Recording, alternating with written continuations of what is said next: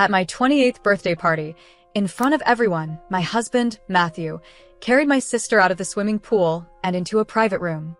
Everyone expected me to swallow my pride and let it go. Instead, I ruined the celebration and demanded a divorce. Matthew's smirk was infuriating. "Are you sure? There are no takebacks with me." "I know," I said firmly. 3 years later, I went to pick up my boyfriend, a doctor, from his shift. And there was Matthew, sitting in the office, holding a beautiful little girl.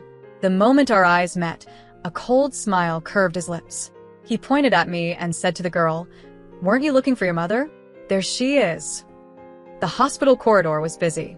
The consultation room door had just closed behind the last patient. Matthew walked toward me, stopping inches away. His face was as hard and cold as I remembered. A perfectly tailored suit clung to his model-like frame, and the little girl in his arms, dressed like a tiny princess, clung shyly to his neck, watching me. "What's the matter? Don't you recognize your own daughter?" His lips curled, but the warmth never reached his eyes. "Then again, you haven't seen her in years. How could you?" Bitterness washed over me. In my rush to divorce him, I had given up everything. My husband, my life, and most painfully, our infant daughter. Everyone had called me heartless. Even my parents had scolded me. The day I first brought up divorce, my mother summoned me home. "You're divorced, so why didn't you take the child? She's your flesh and blood. How could you be so cruel?" I stayed silent, and her frustration grew. "Now that you're divorced, your sister will be marrying Matthew. Do you want her to be your daughter's stepmother?" My hands clenched into cold fists. In their eyes, this marriage had always been my sister Claire's. I was just a placeholder. But Claire wasn't even my real sister. In a cruel twist, we had been switched at birth. When I was finally returned to my biological family, the arranged marriage with Matthew fell to me. Claire, forced to break off the engagement, had left the country, cutting off all contact. Somehow, my parents had convinced Matthew to marry me instead.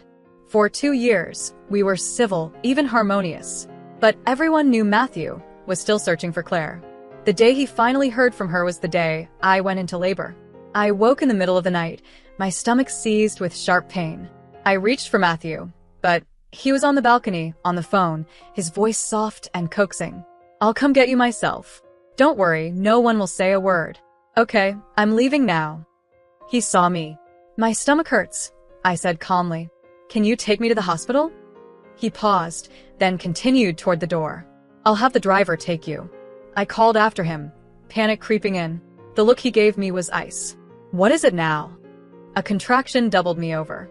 "Matthew," I said, my voice shaking, "if you walk out that door today, we're over." His expression darkened. "What are you trying to do now, Isabella?" "I'm just picking her up."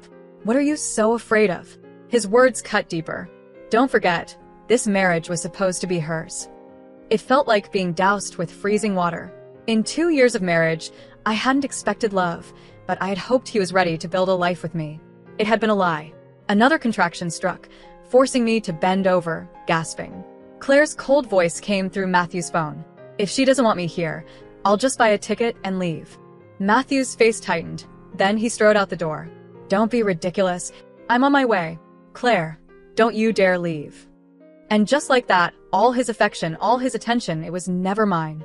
I leaned against the window, trying to breathe through the pain. Then, a warm trickle ran down my legs. I dialed Matthew frantically. When he answered, his voice was icy. "How long are you going to keep this up?" "I'm bleeding," I stammered. "The baby." "Enough," he snapped, scorn dripping from every word. "I thought you were different. We'll talk when I get back." He hung up. Before our marriage, my adoptive parents had told me, "If you don't want to marry him, you don't have to. We'll support you forever."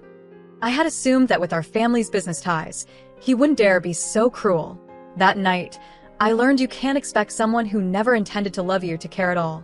The thought of divorce first entered my mind that night. An ambulance rushed me to the hospital. As I lay on the operating table, my life hanging by a thread, memories of the early days of our marriage flooded back. At first, we had been happy. He would take me to watch the sunrise over the ocean.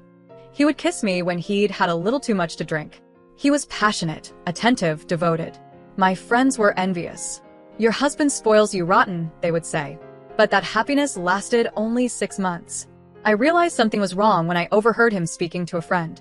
All this public affection, his friend asked. Is it to make Claire jealous? Doesn't seem to be working. Matthew leaned against the railing, a faint, mocking smile on his lips. Then we'll just see how long she can hold out. But your wife, she's a catch. Are you sure you're not catching feelings?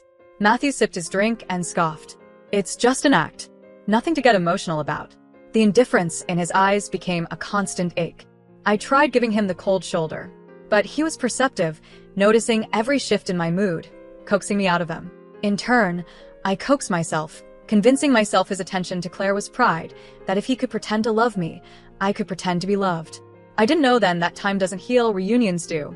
As the surgery dragged on, the medical staff's movements grew frantic. Another memory surfaced. After our engagement, Claire had gone on a hunger strike and fainted from low blood sugar. Matthew had carried her into the emergency room through pouring rain, his white shirt soaked, clutching her hand and calling her name. I had followed with the forms, watching him fumble in his pocket for a piece of candy, gently placing it between her pale lips. He had been suffering from a stomach ache that day himself, yet he stayed by her side all night. And now, as I fought for my life from an amniotic fluid embolism, I couldn't even reach him on the phone. Yes, I had liked him, but I would not debase myself for him. By some miracle, I survived. 5 days later, I was moved out of the ICU. I hadn't seen Matthew, but the nurses whispered the news. While I fought for my life, he had been hosting a welcome home party for Claire, complete with fireworks. Under the glittering sky, they had shared a look, a quiet, restrained passion that was never mine to claim. In this marriage, I had forgiven so much in the hope of happiness, only to realize our ending had been written long before. There was nothing I could do to change it. The first thing I did after discharge was request a divorce. He remained silent for a long moment. Don't overthink it. Just focus on getting better, he said, assuming it was postpartum emotion. 3 months later, at my birthday party, I brought it up again. He was carrying a dripping Claire into a room. Are you sure about this? There are no takebacks with me, he said, smirking. I know, I replied calm. Matthew. Poppy. Claire's voice snapped me back to the present. Flawlessly made up, she glided to Matthew's side. What did the doctor say? The surgery is scheduled for next month, he replied. Claire exhaled in relief. You have no idea how hard it was to get an appointment with Dr. Hayes. Now our little Poppy can finally, she trailed off, eyes flicking to me. Isabella? Before I could respond, she continued. Did you come back because you heard Poppy was sick? I suppose it makes sense. You are her mother, after all. Matthew's voice cut in, icy and sharp. Her mother? She doesn't deserve the title. I froze, staring at the child in his arms. In her eyes, I saw disappointment and sadness I could not bear. For a moment, it felt like shards of glass had pierced my chest. At first, Matthew had agreed to let me take our daughter, but he changed his mind. When I demanded an explanation, he lounged on the sofa, long legs stretched out. Claire doesn't want children. She's worried about her figure. She's my child, I screamed. She's mine too. Don't worry, Claire will treat her as her own. I refused. I wouldn't bend. Finally, his gaze turned icy. Isabella, don't forget how your adoptive parents got their jobs. In that moment, I realized I was powerless. Claire, sensing tension, tried to smooth things over. Why don't we all have dinner? Catch up. What do you say, Matthew? His eyes were cold. I have no interest in catching up with my ex-wife. He walked away. Claire returned to me. You're not here to take Poppy from me, are you? No, I said. I'm here to get married. She blinked, surprised. You're getting married? It had been 2 years since my divorce, and she and Matthew were still unmarried. Here I was, beating her to the altar. Then, surprisingly, she sighed in relief. Congratulations. Have you set a date? The 8th of next month. She hesitated. You haven't told your parents yet, have you? Maybe you should ask for their opinion. That night, my parents called, asking me to come home. The moment I walked in, my mother's face was a mask of disapproval. What are you doing back? I thought you said you'd never return. And who are you marrying? What kind of family is he from? Does he know you've been married before? That you have a child? I used to think home was a safe harbor. For me, it had always been the storm. My parents knew exactly where to pour salt in my wounds. Even knowing they disliked me, their words still cut deep. My eyes welled up, and the pain made it hard to breathe. Seeing my silence, Claire quickly intervened, though her words were meant for me. Isabella, just say something. Mom's worried. If he doesn't know, You should tell him sooner rather than later. I smirked, sarcasm dripping from my voice. Don't compare him to you. You're not worthy. My parents snapped in unison. What did you just say? Say that again. Matthew's voice echoed from the stairs. What's going on? He stood on the landing, holding Poppy's hand. Claire went to him, taking Poppy's hand. Matthew, Isabella is getting married. Oh, he said, indifferent. Congratulations. That's what I said, Claire chimed. Congratulations on finding true love. By the way, Isabella, why didn't you bring your fiancé home today? Dinner isn't necessary. He's busy. I placed an invitation on the coffee table. This is for you. Come if you want. And from now on, don't call me unless it's an emergency. As I turned to leave, my eyes met Poppy's. Her lips moved, forming a silent word. Mama. My hand clenched, a storm of emotion rising. After a brief internal struggle, I looked away, masking my face, and walked out. I waited outside for my fiancé, Noah, when a car pulled up beside me. The window rolled down, revealing Matthew's cold, handsome face. Get in. No, thank you, I said politely. My fiancé is coming. He chuckled softly. Isabella, haven't you done your research? Research on what? Bigamy is illegal. We're divorced. Are we? His long fingers drummed on the steering wheel. What if I never signed the papers? I froze. What did you say? He didn't answer, only repeated, get in the car. I stayed put, trying to keep calm. Why didn't you sign them? Leaning casually on the open window, he looked relaxed and infuriatingly smug. You want to know? Get in the car. Some people's love is only a fraction of what they pretend it to be. Matthew was one of those people. Even after our divorce, he still played the victim. Matthew, I said, gaze steady. You're not still hung up on me, are you? A flicker of surprise crossed his dark eyes, then vanished, replaced by a scornful smirk. Are you worthy? Oh, then why haven't you married Claire yet? His cold smile returned. So, you're dropping the act? What act? You've been asking about when Claire and I are getting married. Weren't you hoping to get back together with me? I didn't deny it. I had been asking, but not to win him back. I was preparing to fight for custody of my daughter. A few weeks ago, I had received an anonymous email containing a recording of a conversation between Claire and my mother. Mom, Claire said, Isabella is getting remarried, but Matthew still won't marry me. Does he not love me anymore? Of course he loves you. You're overthinking, my mother replied. But all his attention has been on that child. He barely spends time with me. You fool. Be clever. If all else fails, have a son for him. That'll secure your status. But I said I didn't want children. That's just an excuse to keep him from Isabella. Listen to me, a mother's status is secured by her son. Claire had agreed. You're right, Mom. I was so afraid Isabella's return would make you favor her. Don't be silly. There's a difference between the child you give birth to and the child you raise. By morning, my mind was made up. I would get my daughter back. I had a plan. The only unexpected obstacle was Matthew not signing the divorce papers. You have 1 minute to decide, Matthew said, breaking into my thoughts. What do you want? I asked. His answer was evasive. Poppy wants to go to the amusement park. I'm busy tomorrow. You take her. I wanted to refuse, but his gaze was too sharp. I couldn't hide anything from him. 9 o'clock tomorrow morning. Don't disappoint her, he said.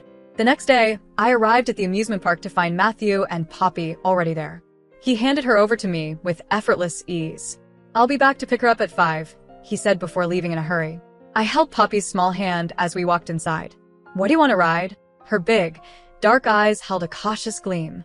I want to ride the bumper cars, but Daddy won't let me. Her sweet, childish voice melted my heart. You're still a little small for the bumper cars, I explained gently. You might get hurt. How about we find something else? Okay, she agreed eagerly. But we had only taken a few steps when someone stepped into our path. Claire, holding a cake box, smiled widely. Matthew asked me to pick up Poppy's favorite cake. You should take it with you. I didn't want to, but Poppy's excited expression won me over. Have fun, Claire chirped, her smile stretching a little too wide. Even then, I felt a flicker of unease. She knew Poppy was allergic to mangoes, and the cake was filled with them. By the time we reached the emergency room, chaos had erupted. Matthew and Claire stormed in. Claire pointed an accusing finger at me. How could you give her a mango cake? Don't you know she's allergic? I knew Claire was manipulative, But this level of brazen deceit shocked me. Worse, Matthews seemed to believe her. His face drained of color, fury simmering. You gave it to her? It wasn't me, I said, forcing my lips into a thin line. Claire brought the cake. She said you, Isabella. Claire interrupted, tears already forming. I was at dance rehearsal all morning. How could I have brought a cake? I've been taking care of Poppy for years. I know she's allergic. Even if you're trying to take her away, you can't put her health at risk. I wanted to speak, to defend myself, but the words stuck in my throat. As her mother, I hadn't even known about her allergy. I had watched her eat the cake, completely unaware. Matthew's expression, a mix of shock and disgust, froze me. He had never looked at me this way before. The sharp pang in my chest made it hard to breathe. No matter what I said, I was being blamed. I was powerless. Then my parents arrived. Without asking a single question, they started shouting. I knew you were up to something by coming back. Even a tiger won't eat its own cub. How could you harm your own child? Are you even human? You were raised in the countryside, a wild animal. We never should have brought you back. My hands clenched at my sides. I was rooted to the spot. I knew they favored Claire, but to condemn me without hearing a word of my side. I was the victim, yet everyone treated me like the enemy. I bit my lip so hard I tasted blood. My hands and feet turned icy. Just as I felt myself drowning in their accusations, a man's voice cut through the chaos like a lifeline. That's enough. A white coat brushed past me, and the next moment, I was enveloped in a hug. His hand clasped mine, fingers warm and reassuring.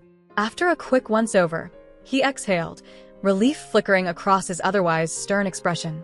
Have you lost the will to defend yourself? He asked, his voice calm but commanding.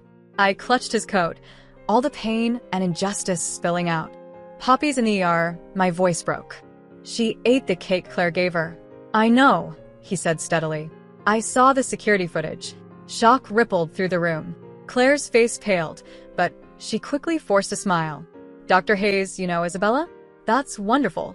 No, it's not wonderful at all, Noah interrupted, his voice cold and unwavering. If you truly cared about family, you wouldn't have tried to harm her child or frame her for it. His eyes, usually calm and detached, burned with stormy intensity. Dr. Hayes, this is a family matter. My father finally spoke, polite but distant. No longer, Noah cut in. His quiet voice carried undeniable authority. Since none of you seem to want her, you're not invited to our wedding. What? Wedding? You're getting married? So you're the man she's marrying? Shock hung over the room like a cloud. Even Matthew, who had been silent until now, raised an eyebrow. But Claire's reaction was the most telling, disbelief and jealousy contorting her face. How is that possible? You're getting married? Do you know she's been married before, that she has a child? They must not have opened my invitation, or they would have known. No right to happiness for a woman who's been married and has a child? Noah's gaze on Claire was icy. That's not what I meant. Noah cut her off again, sharp and precise. You harbor surprising animosity toward other women, but I suppose it takes a heartless person to harm a child. Dr. Hayes, Matthew interjected, his voice low and dangerous. Watch your words. Noah smirked but directed his next words at Claire.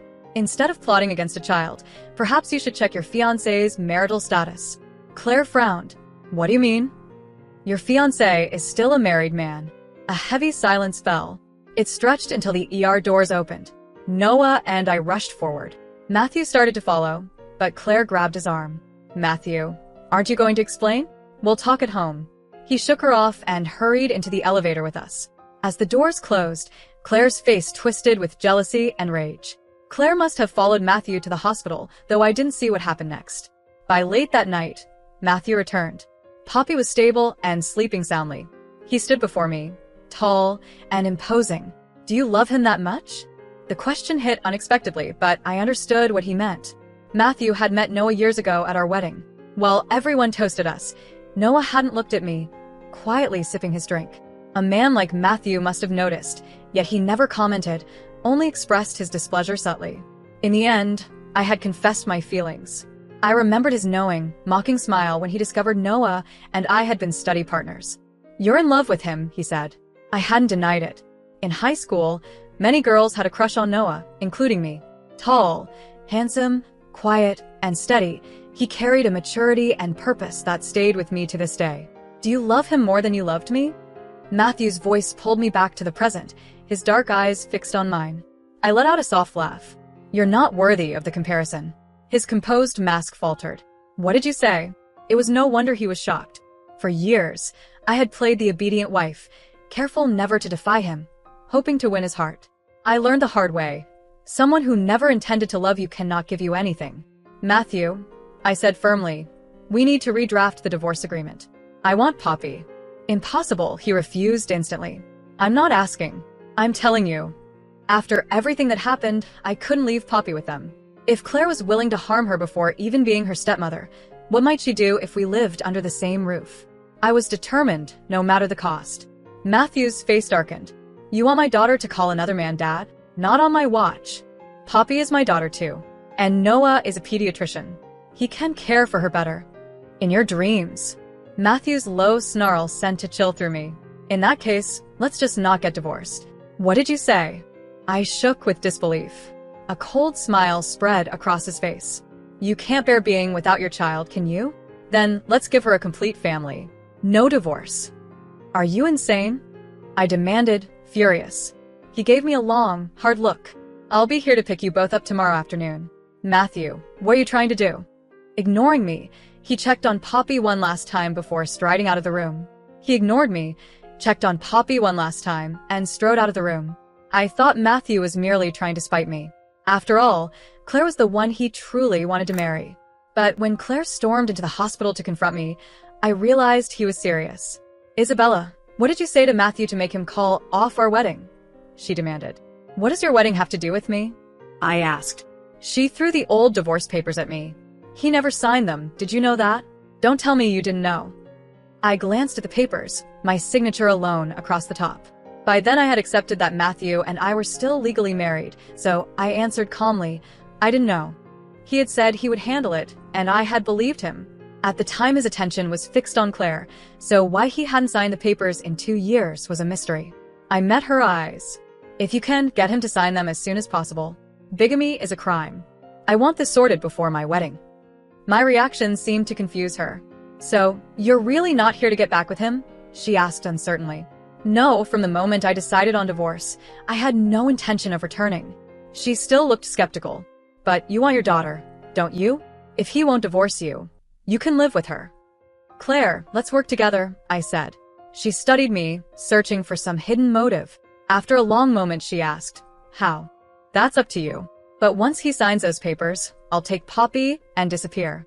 Why should I believe you? Because you don't want to be my daughter's stepmother. Her expression changed through several shades, finally settling on reluctant acceptance. Deal. You have my word. After Claire left, I checked Poppy out of the hospital. In the car, she kept looking at me with those big, curious eyes. After the 8th time she asked where we were going, I pulled over. Poppy, I said seriously, do you want to live with Mommy? Can I live with Mommy? She asked, hopeful. Of course. And we won't ever be apart again? Never again. Her face lit up. Then I want to live with Mommy forever and ever. I exhaled, the relief hot and sudden. From now on, if anyone asks, tell them you want to live with Mommy, okay? She nodded, not fully understanding everything, but trusting me. The moment we got home, I filed for divorce online. I didn't trust Claire, and I certainly didn't trust Matthew. He looked like a gentleman, but underneath he was a madman. That night, shortly after I put Poppy to bed, the doorbell rang. I peered through the peephole and saw Matthew. He had found us. I texted Noah quickly, telling him what was happening. He was probably in surgery. There was no reply. Then I texted Claire. A minute later, Matthew's phone rang. I don't know the words exchanged, but he left in a hurry. I waited, then went back to bed. In the middle of the night, a call woke me. It was one of Noah's colleagues. Dr. Hayes got into a fight. You need to come to the hospital. I had never seen Noah in a physical fight, so my heart hammered as I rushed to the hospital. The colleague's words kept replaying in my head. Mr. Sterling came looking for him and started swinging. Dr. Hayes didn't fight back. He's in pretty bad shape. You should come see for yourself. I didn't expect to see Matthew there. I was about to go into Noah's room when I heard his voice. Was it worth it? For a woman like her? Noah answered after a long pause quietly. Do you know why I didn't fight back? Because this way, she has a better chance of winning custody. Matthew laughed coldly. What's so special about her that you do this? Noah didn't rise to the bait. Instead, he asked, you sent her that recording, didn't you? You thought if you dragged out the divorce, she'd come back. There was satisfaction in his tone. You shouldn't let the sun go down on an argument with your wife, Mr. Sterling. Especially not when you've let years go by. Matthew's face went thunderous, but he said nothing and left. I slipped into an empty room until he was gone. When I finally went into Noah's room, he flinched, then looked at me with a guilty, wary tilt. What are you doing here? If I hadn't come, I said sharply, how would I know you'd let yourself get beaten to a pulp? His colleague had not been exaggerating. Noah's left arm was in a cast, his head wrapped in bandages, and bruises marked his face. We're calling the police, I said, firm. We'll get a medical report and sue him. Noah, I began, but he stopped me with a soft look. If I hadn't wanted him to, he wouldn't have laid a finger on me. He did, I said, resolute. Next time I'll fight back, he said. I almost laughed. You want there to be a next time? He was silent, and for the first time since all of this began, uncertainty passed between us. I brought Poppy to the hospital to help care for Noah while he recovered. To my surprise, she adored him. The moment I turned my back, she would climb onto his bed, demanding stories and playful attention. Whenever I grew frustrated, the two of them would grin at each other, and somehow charm would win the day. It was an unexpectedly peaceful and happy time. On the day Noah was discharged, he handed me the medical report along with the security footage of the fight, saying, use this to sue Matthew if you need to. Before I could act, a courier delivered a new set of divorce papers from Matthew. The terms were different this time. Custody of Poppy was explicitly granted to me, along with child support, left blank so I could decide the amount. At the bottom, Matthew's signature was already there. I didn't know what had made him change his mind, but I was relieved to avoid a court battle. The 1-month cooling-off period passed quickly. On the day we finalized the divorce, I spotted Matthew at the courthouse. He was dressed sharply in black, reminiscent of our wedding day. He looked surprised to see Noah and Poppy with me. Poppy ran toward him with a cheerful wave. Daddy, Uncle Noah says I can go home. During the cooling-off period, she had her surgery. Noah had performed it himself. The operation was a success, and she was recovering well. Matthew had only appeared at the hospital on the day of the procedure and hadn't returned since. He reached out to her, then hesitated and pulled his hand back. Noah, noticing, said, I'll take her for a walk. Let me know when you're ready. Okay, I replied. The divorce process itself was surprisingly quick and painless. When the certificate was finally in my hands, a huge weight lifted from my shoulders. As I walked out of the courthouse, I saw Noah and Poppy on the lawn, collecting fallen leaves. I started toward them when Matthew's voice stopped me. Aren't you going to say anything? I paused. Congratulations on your divorce, I said automatically. He pressed his lips together. Isabella, if I hadn't agreed to the divorce back then, would you have left? I considered him for a moment. Matthew, do you know what the worst part was? After Claire came back, you didn't even bother to pretend to love me anymore. I'm not the type to cling to someone who doesn't want me. So I took my heart back and made a polite exit. A door that won't open for you shouldn't be knocked on again. As Noah's car drove away, I saw Matthew standing outside the courthouse, lost in thought. Whatever he was thinking was no longer my concern. I held the sleeping Poppy close and exchanged a smile with Noah. See, he said with a smug grin. Sometimes you just have to go after what you want. The day Matthew realized he didn't love Claire was the day Noah was discharged from the hospital. On impulse, he had driven there, but Claire intercepted him in the parking lot.